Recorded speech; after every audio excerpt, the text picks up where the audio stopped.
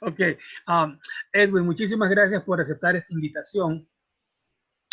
Este es un intento por compartir experiencias, sobre todo con gente como tú que tiene muchas cosas por decir, que ha vivido mucho, por lo tanto, sabe, sabe de qué habla.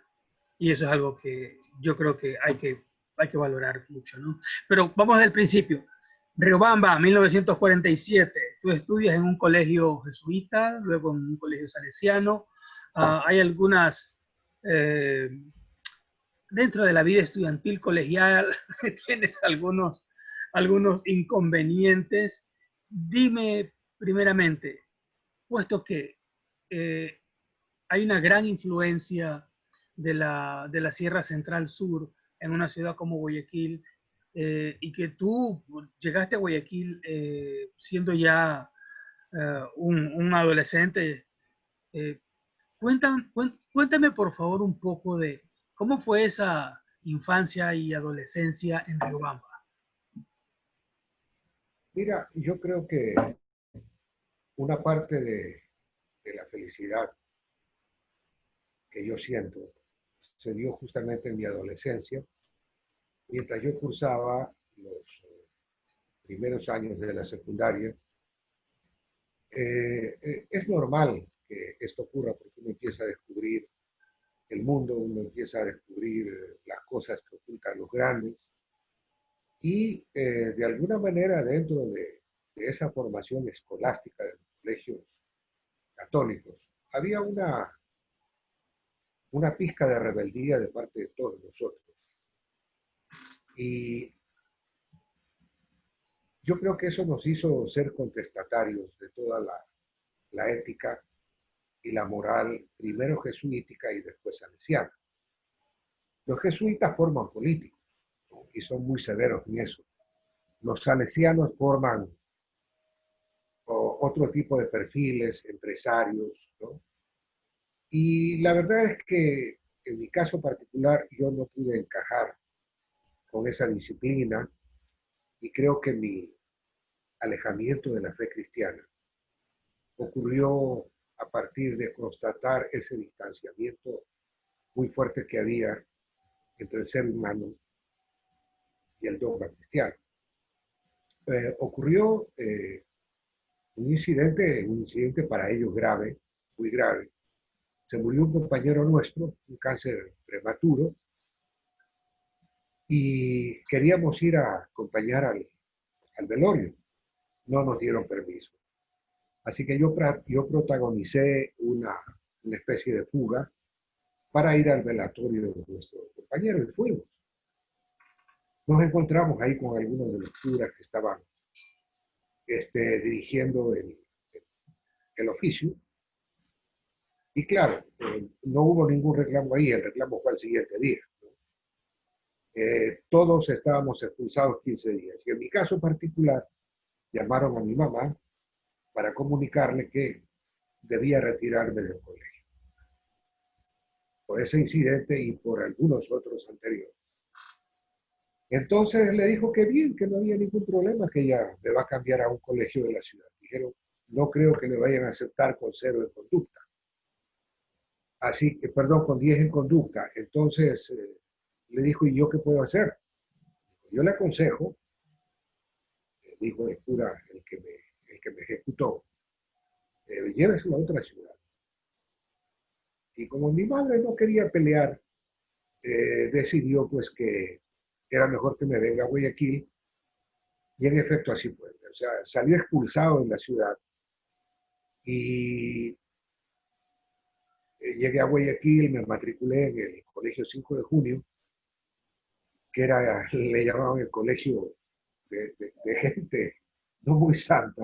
Ahí conocí a un montón de gente, conocí a Otto Muñoz, era mi profesor de literatura, un escritor que murió de una enfermedad pulmonar al poco tiempo. Conocí a profesores de filosofía como Jorge Maldonado Renela, un marxista, que produjo que saltara la chispa entre toda la filosofía escolástica de San Agustín, a la que yo le había puesto mucha atención, y principios un poco más, no por ser dogmáticos, menos dogmáticos que los otros, pero por lo menos eran diferentes, ¿no? Yo conocí eh, el materialismo histórico, conocía otro tipo de filósofos, ¿no?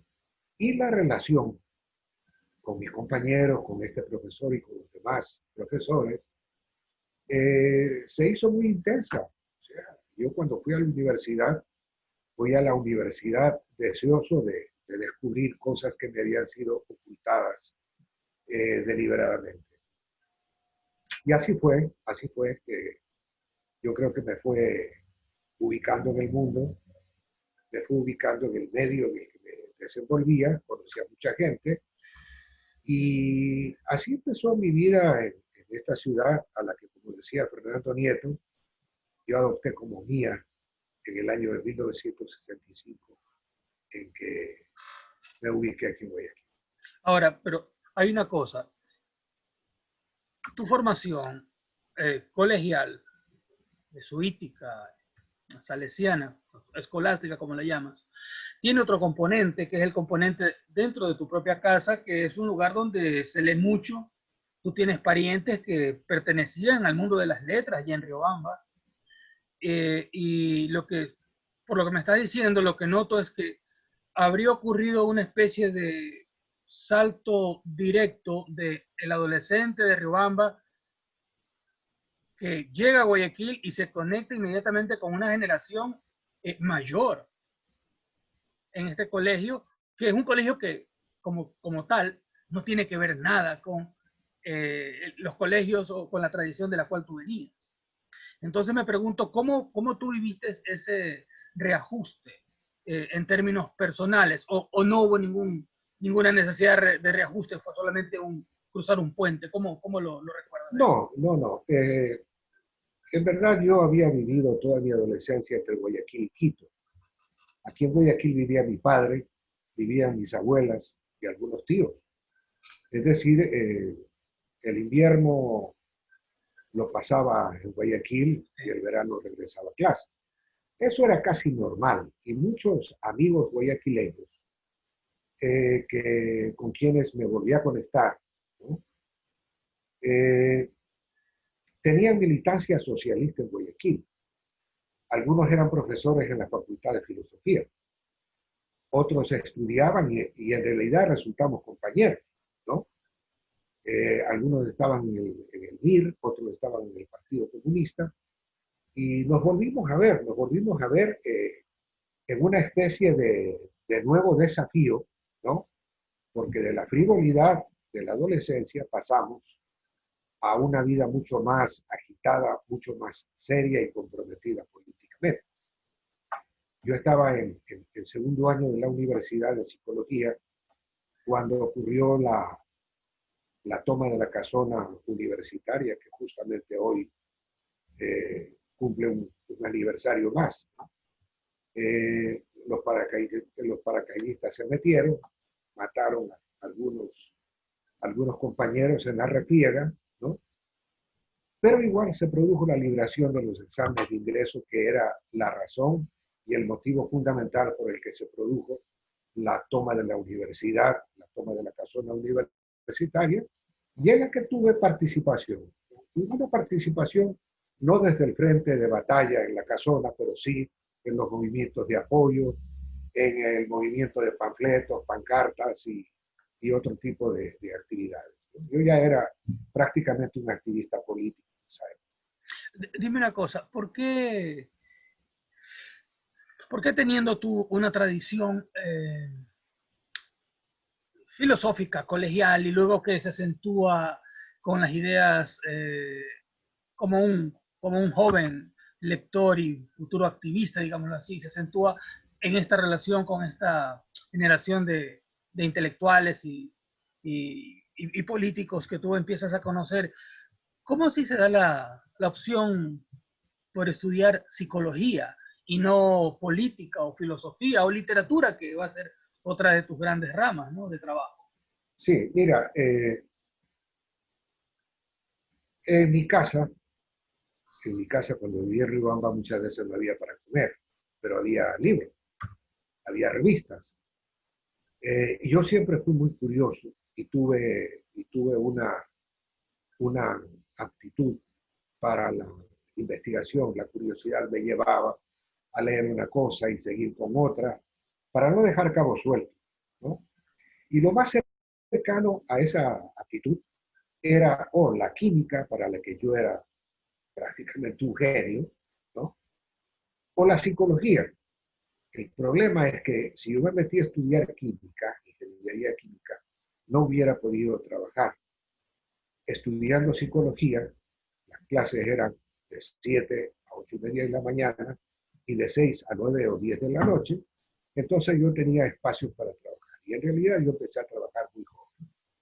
Y eh, esa, eso me permitió escoger una carrera además que en esa época tenía muchos desafíos, la llegada de muchos profesores, algunos vinieron de Cuba, como Jorge Torres Castillo, Piedad Romonerus vino de Rusia, Pepe Safari, que estaba fuera de las aulas, fue reincorporado. Entonces hicimos un grupo muy sólido, afín, afín en lo que creíamos en aquella época, y entramos de lleno. No era solamente la escuela de psicología, era la facultad de filosofía, era economía y medicina. Ahí se produjo toda la eclosión política y, perdón, jurisprudencia y sociología. Ahí se produjo la eclosión política que nos fue ubicando en diferentes grupos. Y en cuanto a lo literario, pues el hecho de haber tenido lecturas formativas hizo que al conversar, pues tuviéramos intereses comunes y aficiones comunes, ¿no? Lenin Borges Mariscal fue mi profesor de literatura en el 5 de julio. Él me conectó con otra gente de aquella época, me presentó a Jacinto Santos Verduga, estábamos casi en el mismo paralelo, Tom Muñoz Alvear y yo, y, y conocí a Fernando Artieda, muy jovencitos los dos. Eh, Conocí a Alfredo Catán y a un montón de gente, algunos hacían teatro, otros estábamos empezando a escribir, ¿no? Y otros eran ya escritores duchos con amplia trayectoria, como Hugo Salazar Tamariz, como Walter Velorio, Fernando Casón, a quienes conocí por la misma época. Tú estás en psicología, pero tienes también estudias psicología y luego vas a trabajar en psicología. Tú fuiste profesor en un colegio en 1967. En el 68 fuiste rector del colegio. En el 69 participaste en el movimiento a favor de la eliminación del examen de ingreso. 72-75, psicología en el colegio, licenciado en psicología. Pero hay siempre pegada a esta actividad de psicología la enseñanza, la docencia. Inclusive tus últimos trabajos, tu trabajo sobre la evaluación de los estudiantes de comunicación, que lo hiciste hace, ¿cuánto? 4 o 6 años. Esa tesis es sobre educación, toca el Sí. mundo de la educación. Es, es tan importante la pedagogía y el mundo de la educación para ti como lo es la literatura o la psicología o la política. ¿Cómo conjugas tú esas 3, 4 vertientes profesionales? Sí, yo encontré en la docencia una manera muy positiva para conectarme y siempre tuve también la actitud de enseñar, de compartir cosas.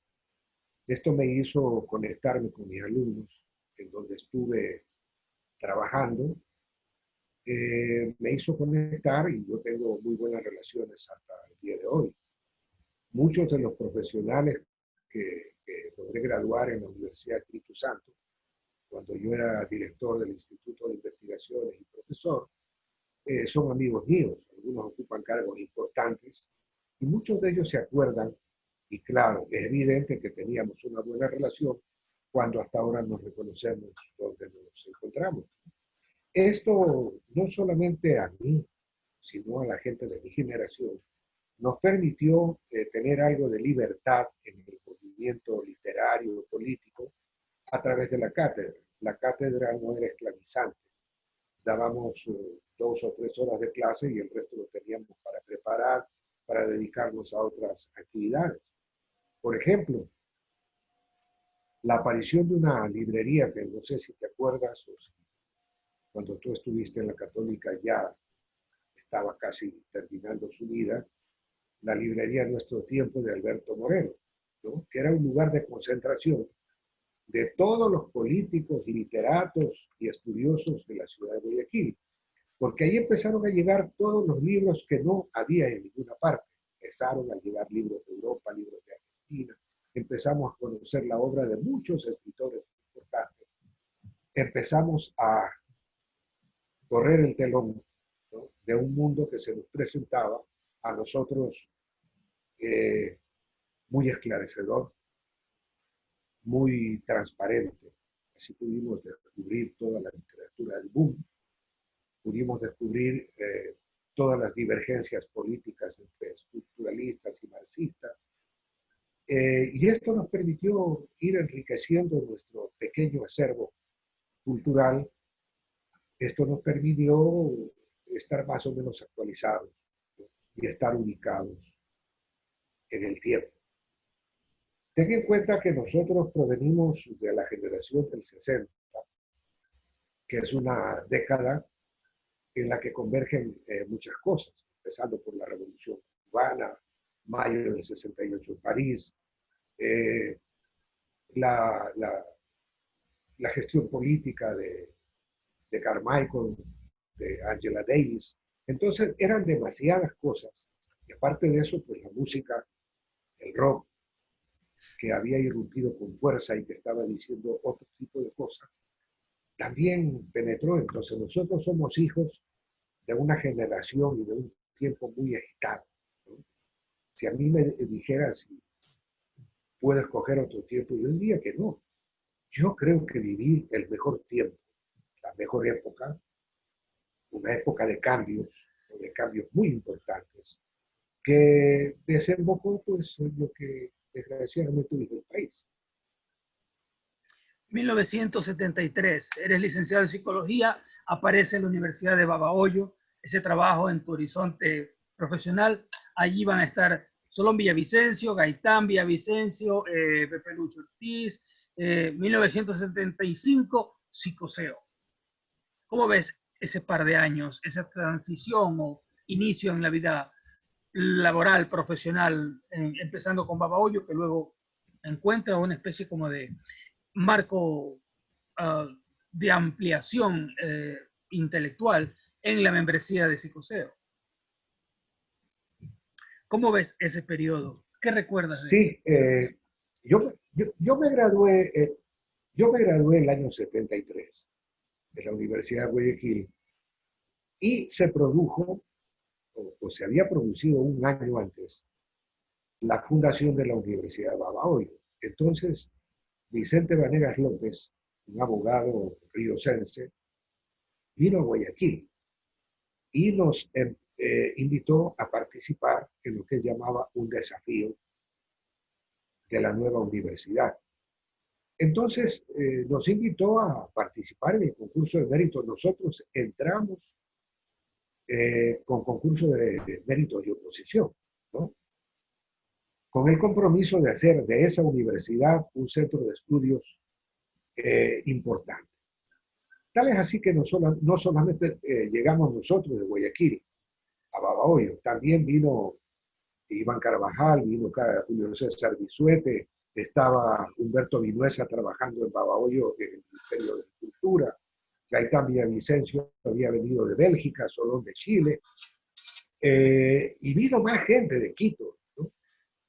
Entonces se hizo una plantilla de profesores y de intelectuales, ¿no? Aparentemente íbamos a hacer la revolución universitaria, cosa que no ocurrió años después. O sea, no sé qué ocurrió, si fue la comodidad, si fue el hecho de estar satisfechos con un buen sueldo que nos estaban pagando. De todas maneras, yo trabajé 11 años en la universidad, llegué a ser director de la Escuela de Psicología, pero los problemas políticos internos, ¿no?, políticos armados, entró el bandolerismo a la universidad, pues entonces se fue descomponiendo y yo renuncié el año 84,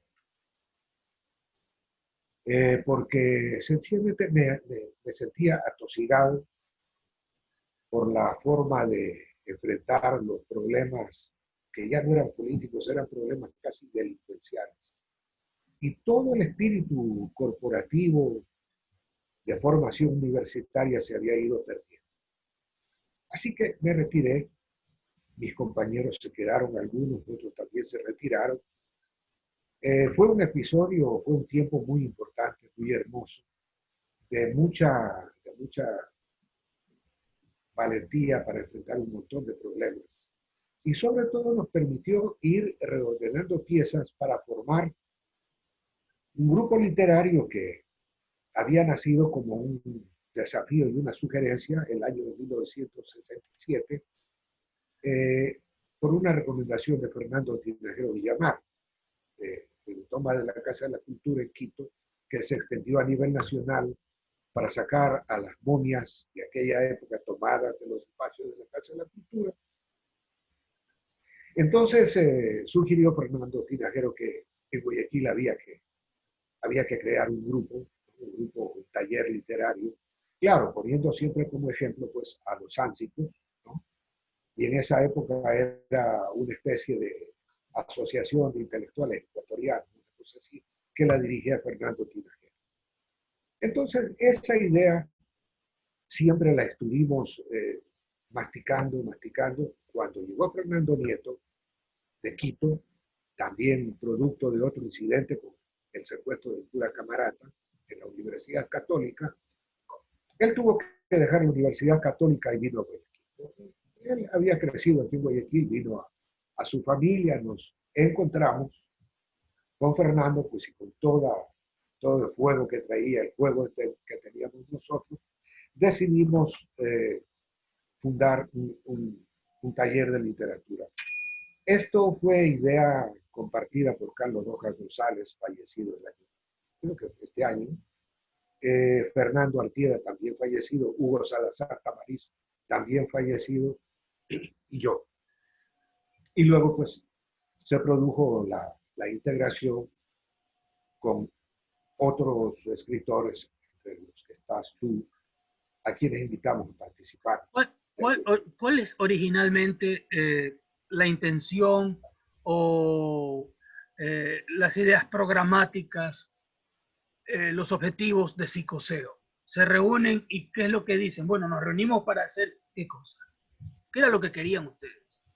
Era un taller de creación colectiva, un taller de literatura. Esa fue la idea central. Eh, había un germen político detrás de la formación del grupo, pues había que estar más o menos alineados en una tendencia izquierdista. Y yo creo que en esos laberintos nos perdimos todos. En ese laberinto nos extraviamos y dejamos de lado la fidelidad hacia lo que era el trabajo literario de un taller literario. ¿Cómo era ese laberinto? Intereses políticos de diferentes compañeros, ¿no? Que quisieron inclinar al grupo hacia tal o cual tendencia. Entonces, en ese tira y jala se desintegró. ¿No? No nos peleamos, no hubo discrepancias profundas, sencillamente se fue disolviendo. O sea, si ya no tenía sentido, ¿para qué nos habíamos integrado? ¿No? Era inútil seguir intentando mantener un grupo que ya no veía muy claros los objetivos iniciales. Esa es la muestra de que solamente publicamos un número de la revista Psicoseo y el segundo número que no llegó a lanzarse, cuyas pruebas ya de imprenta se la llevó Fernando Nieto a México. Es decir, en realidad solo se trabajaron 2 números. De ahí cada quien agarró por su lado y empezó a producir lo que podía, ¿no? Esa es la vida de cada uno de los miembros de Psicoseo, que creo que no vieron nunca más la intención de seguir en el grupo. Y aparte de eso, la llegada de Miguel Donoso, su pareja, eh, hizo que dejaran de lado psicoseo y más bien se alinearan en los talleres literarios de un escritor icónico en aquella época. No olvides que él fue exiliado a México durante muchos años, tuvo un trabajo importante en la organización de talleres en México. Entonces dijimos, más bien, integrémonos a los talleres del Banco Central que dirigía Miguel Donoso. Así se diluyó psicoseo. Y la producción literaria se fue orientando de acuerdo a otras directrices un poco más literarias y menos políticas. Contradictoriamente, Negro, el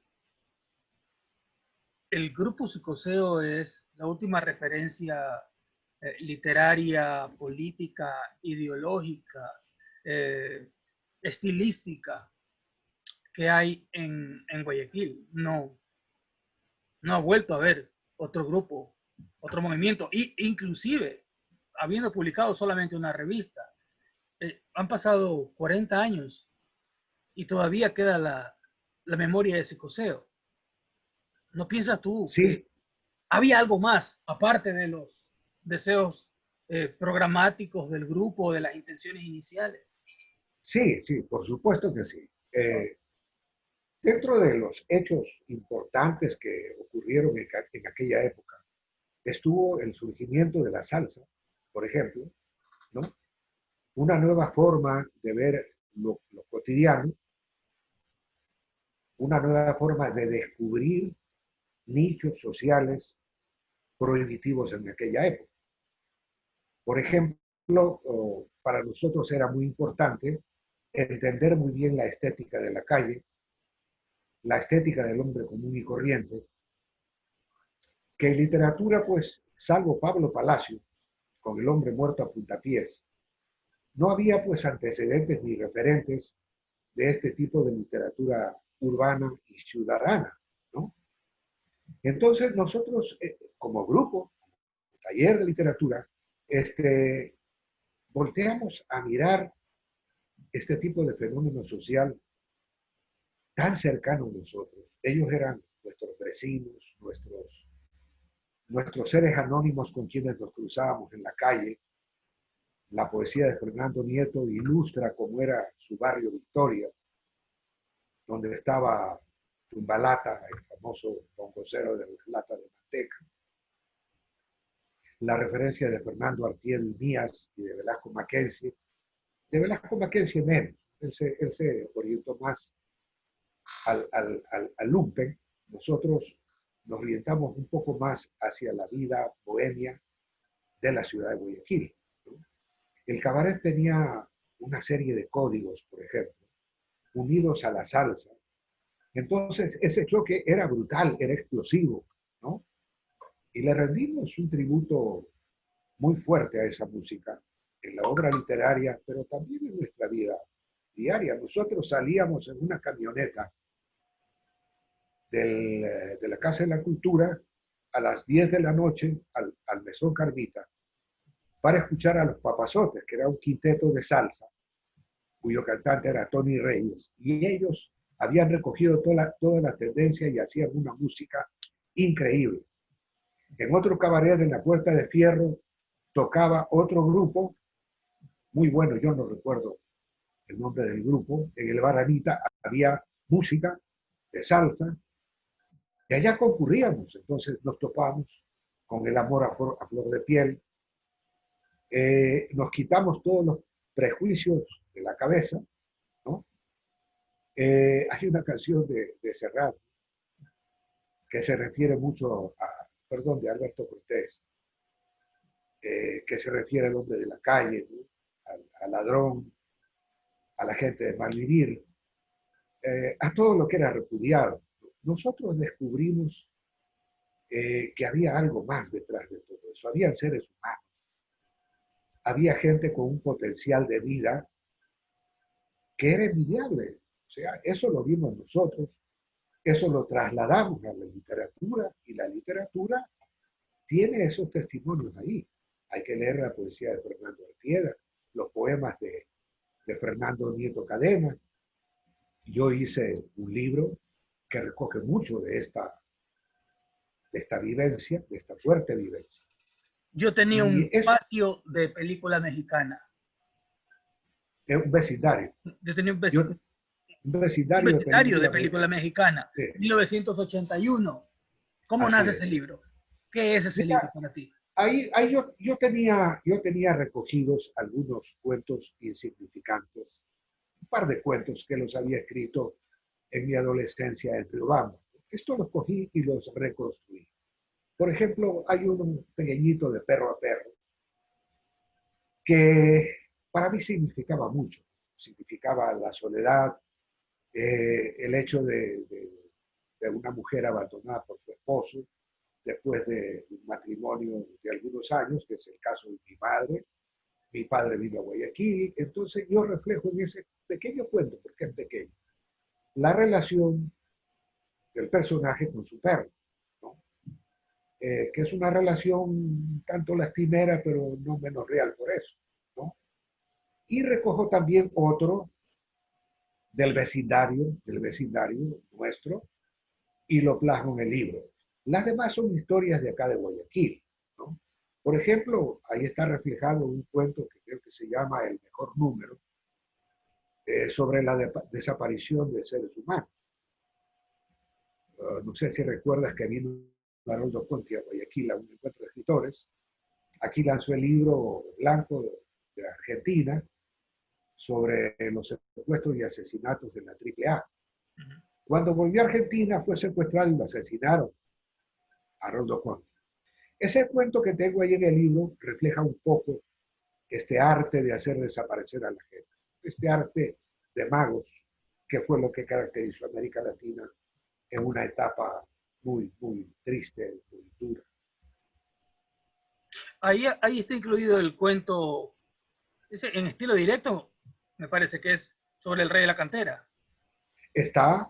Sí. Me acuerdo que una vez me invitó a Radio Cenit a, a un programa. Yo tenía una buena relación con Pablo Noela. Me invitó y yo pude ver, yo me asombré.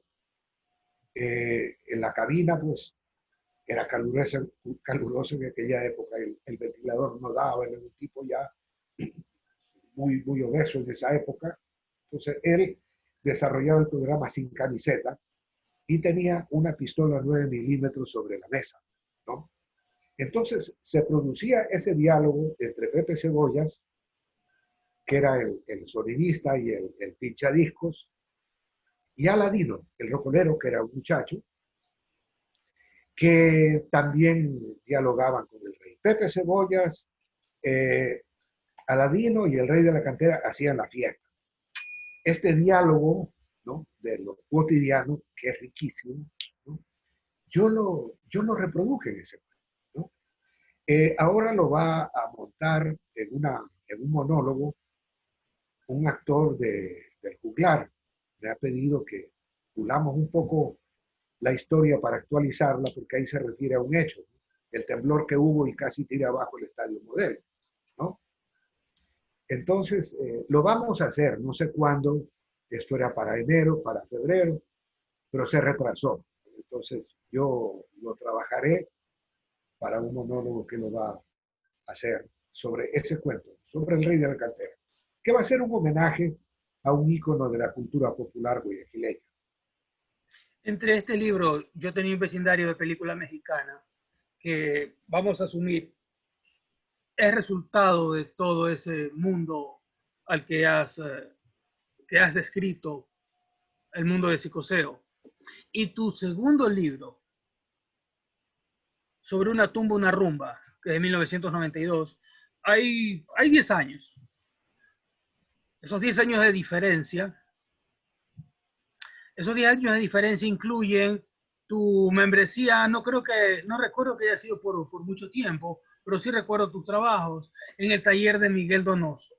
Ahora, en esos dos libros hay un cambio ligero estilístico, temáticamente yo lo veo mucho más depurado, mucho más elaborado, corresponde también a la edad, uno es más ducho, etcétera, pero hay una especie como de selección de un material que va a ser mejor filtrado en el lenguaje, mejor descrito en el espacio literario, en los personajes, en la dicción de los personajes.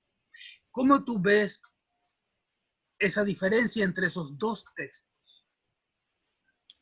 Tomando en Ya, cuenta sí, que el uno se relaciona más con psicoseo, está más cerca del fenómeno psicoseo, y el otro más cerca del fenómeno o del estilo de los talleres literarios, de Miguel o no de Miguel, pero de los talleres literarios de los 80.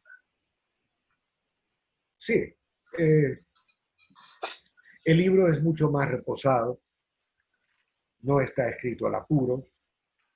Esos libros, perdón, esos cuentos, algunos pasaron por el taller de literatura de Miguel Donoso.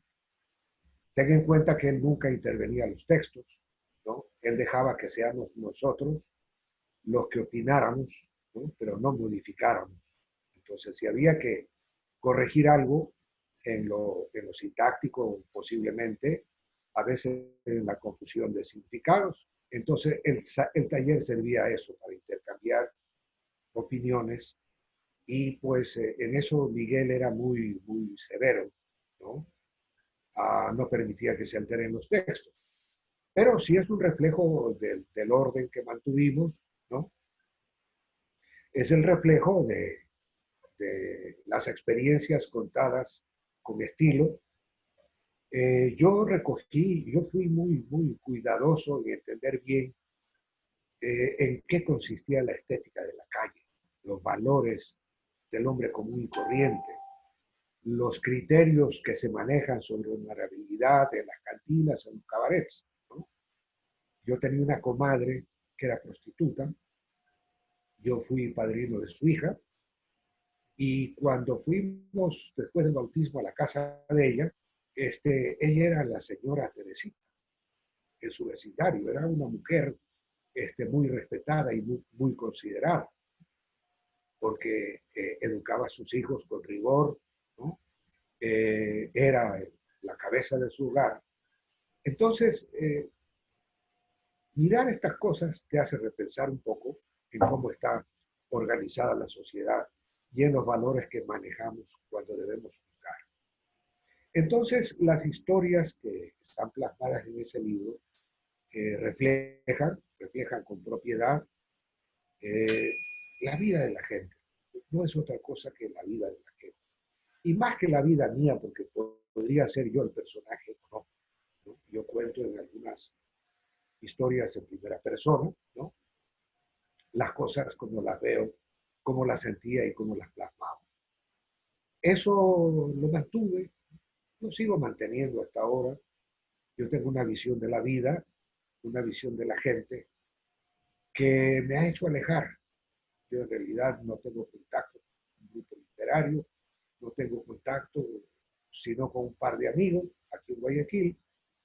Y yo creo que a los 73 años tú no cambias de ideología y das vuelcos importantes a tu vida. Sencillamente así lo veo y así creo que voy a morir. Eso es lo que ocurrió con ese libro. No lancé ese libro personalmente, lo lanzó Carlos Calderón Chico aquí en Guayaquil, porque yo el año 92 me fui a vivir en Estados Unidos con familia y volví 3 años después, porque yo no me ajusté a la lógica y a la manera de ser del migrante en Estados Unidos. Eso me hizo romper con la familia de mi esposa y me traje a mis hijos a Guayaquil. Negro, Y uh-huh. dejémoslo en esta primera parte hasta allí. Eh, Empecemos desde este mismo punto porque eso corresponde también al orden que tengo acá. Empecemos con esto la segunda parte, ¿te parece? Muy bien.